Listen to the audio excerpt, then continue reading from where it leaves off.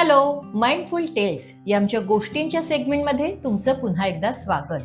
आमची लास्ट टाइमची चिडका केसरी ही गोष्ट तुम्हाला खूप आवडली आणि खास करून शांत होण्यासाठी, राग कमी करण्यासाठी आम्ही ज्या टिप्स दिल्या त्या तुम्ही घरी ट्राय केल्या आणि तुम्हाला आवडल्या आणि उपयोगी पडल्या हे तुम्ही आम्हाला कळवलं, त्याबद्दल मनापासून थँक्यू. तर सुरुवात करूयात आजच्या गोष्टीला. आजच्या आपल्या गोष्टीचं नाव आहे डर्टी डोंगो. आनंदवन जंगलात संध्याकाळ झाल्यामुळे सर्व प्राणी नेहमीप्रमाणे मस्त खेळत होते. आज सगळेजण आंधळी कोशिंबीर खेळत होते. जग्गू लांडग्यावर डेन म्हणजे राज्य असल्यामुळे तो डोळ्याला पट्टी बांधून इतर प्राणी मित्रांना पकडण्याचा प्रयत्न करत होता. जग्गूने पहिल्यांदा स्नोबेल समजून त्याचा भाऊ स्नोबॉललाच धरले. त्यावर सगळे हसायला लागले.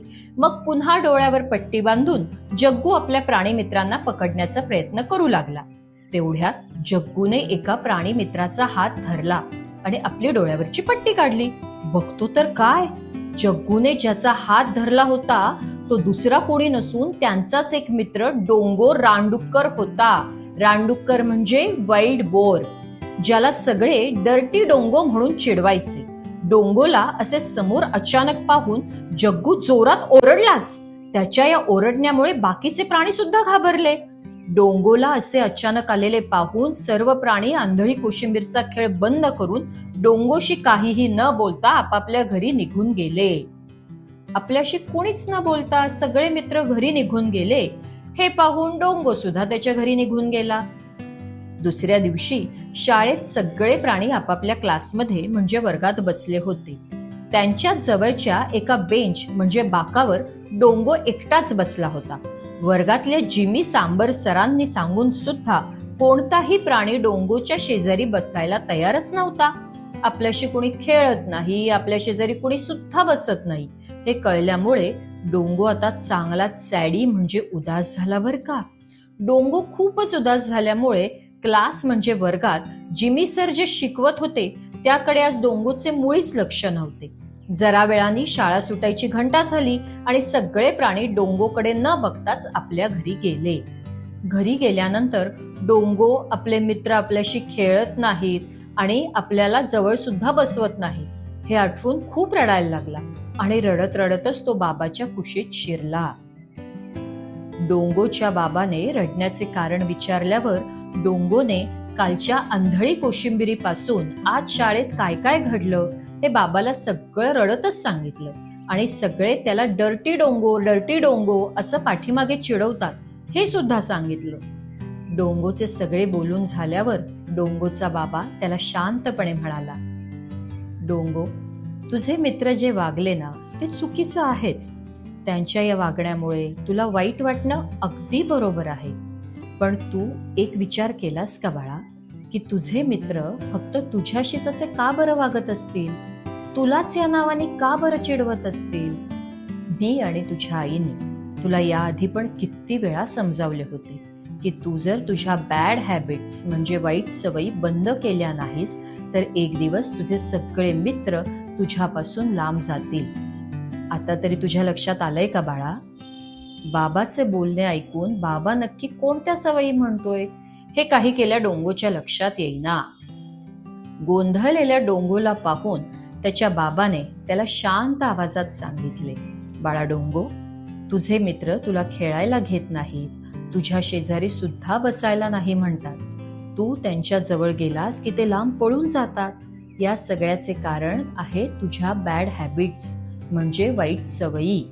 तुला चिखलात लोळायला खूप आवडते. अरे पण तुझे लोळून झाल्यावर तू स्वच्छ आंघोळ सुद्धा करायला हवीस ना. तू सारखे चॉकलेट्स, गोड पदार्थ, तूप साखरेचा रोल खातोस आणि त्यानंतर तू ना खळखळून चूळ भरत ना तू छान ब्रश करत. त्यामुळे तुझ्या दातांमध्ये तू खाल्लेल्या खाऊचे कण तसेच अडकून राहतात आणि दातांमध्ये हळूहळू किडे होतात आणि दात लवकर खराब होतात. यामुळे तुझ्या तोंडाला विचित्र वास येतो आणि याच वासामुळे तुझे मित्र तुझ्या जवळ बसायला तयार होत नाहीत. त्याचबरोबर तुला खूप वेळा समजावून सांगून सुद्धा तू आंघोळ करण्याचा सारखा आळस करतोस. असं आंघोळीला सुट्टी मारल्यामुळे तुझ्या अंगावर चिखलातले किडे चिकटून बसतात आणि मग तुझ्या अंगाला सुद्धा घाण वास येतो. त्यामुळे तुझे मित्र तुला खेळायला सुद्धा घेत नाहीत.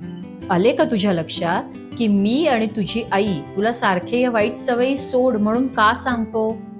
बाबाचं बोलणं नीट लक्ष देऊन ऐकल्यावर डोंगोला आपल्या वाईट सवयीमुळे आज आपणच आपल्या मित्रांना कसे लांब केले हे चांगलेच लक्षात आले. त्यानंतर डोंगो लगेच बाबाला मला आत्ता लगेच आंघोळ घाल असे म्हणत स्वच्छ होण्यासाठी आंघोळ करायला बाथरूम मध्ये गेला. आणि त्याचबरोबर डोंगोने रात्री झोपण्यापूर्वी आठवणीने ब्रश सुद्धा केला. दुसऱ्या दिवशी एकदम छान आंघोळ केलेल्या स्वच्छ डोंगोला बघून शाळेत सगळे मित्र एकदम सरप्राईज्ड म्हणजे आश्चर्यचकित झाले. आपल्या मित्रांना असे पाहून डोंगोला एकदम छान वाटले. आणि एवढेच नाही तर डोंगोनी आज छान ब्रश केल्यामुळे त्याच्या तोंडाला कोणताही वास येत नव्हता. हे लक्षात आल्यामुळे भुजंग सरपटे आज स्वतःहून डोंगो शेजारी बसायला गेला. आणि नंतर शाळेच्या मधल्या सुट्टीत डोंगोने आज डब्यामध्ये कोणताही गोड पदार्थ न आणता चक्क काकडी, गाजर, टमॅटोचे सॅलेड आणले होते. हे पाहून तर वर्गातल्या बाकीच्या मित्रांनी सुद्धा त्याच्यासोबत डबा शेअर करत त्याच्याशी पुन्हा छान फ्रेंडशिप म्हणजे मैत्री केली. हे लक्षात घ्या, रोज स्वच्छ आंघोळ करणे, दिवसातून 2 वेळा नीट ब्रश करणे, आठवड्यातून एकदा नख कापणे, जेवणात केक, मिठाई, तूप साखर रोल असे सारखे गोड पदार्थ खाण्यापेक्षा जेवणामध्ये सर्व भाज्या, फळे आवडीने खाणे, भरपूर पाणी पिणे या सगळ्या चांगल्या सवयींमुळे आपल्याला छान एकदम फ्रेश वाटते. आंघोळ न करणे, दात न घासणे, सारखे सारखे गोड खाणे, पाणी कमी पिणे यामुळे आपल्याला आत्ता जरी काही त्रास होत नसला ना मित्रांनो, तरी आपण थोडेसे मोठे दादा ताई एवढे झालो ना की आपल्या अंगावर रॅश म्हणजे पुरळ येणे, आपली स्किन म्हणजे त्वचा खराब होणे, दात किडून लवकर पडणे, पोटात बाऊ होऊन पोट सारखे दुखणे असे त्रास सुरू होतात. आपण जेव्हा गुड हॅबिट्स म्हणजे चांगल्या सवयी लावून घेतो ना, तेव्हा आपण सगळ्यांचे नक्की फेवरेट म्हणजे आवडीचे नक्की बनतो. थँक्यू.